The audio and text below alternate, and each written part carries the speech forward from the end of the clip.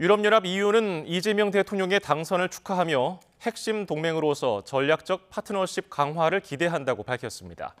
유럽 주요 언론은 정치적 양극화와 관세 문제, 북핵 위협을 이 대통령이 해결해야 할 주요 과제로 꼽았습니다. 런던 조수현 특파원입니다.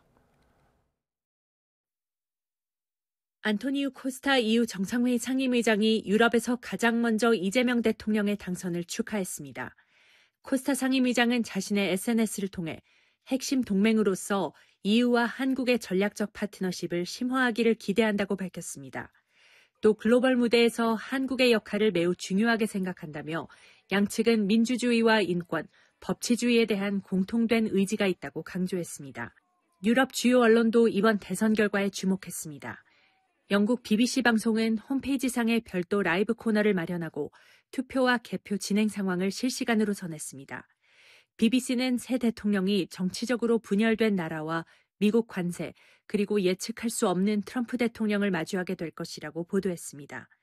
특히 한국이 미국의 높은 관세율로 타격을 입은 만큼 대미 관세 협상과 동시에 안보를 보장받아야 하는 힘든 상황이라고 진단했습니다.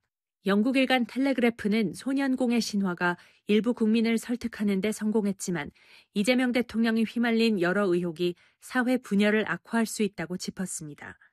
새 정부의 외교 정책에 대한 관심도 잇따르고 있습니다. It's a very sort of complex time, with security concerns and tensions in the area with sort of China and US relations. So I think he's going to have to navigate that. 프랑스 일간 르피가로는 이 대통령이 북한의 위협에 대응하는 한편 최대 동맹인 미국과 주요 무역 상대국인 중국의 대립 구도에서 균형을 맞춰야 하는 과제를 안고 있다고 전했습니다. 독일 언론은 한국의 저출산과 소득 불평등, 높은 생계비 등 고질적 문제를 이 대통령이 어떻게 해결할 것인지 아직 명확히 밝히지 않았다고 지적했습니다. 계엄 사태 후 6개월간 리더십 공백으로 추진되지 못한 유럽 각국과의 고위급 외교 재개도 새 정부의 중요한 과제가 될 것으로 보입니다. 런던에서 YTN 조수연입니다.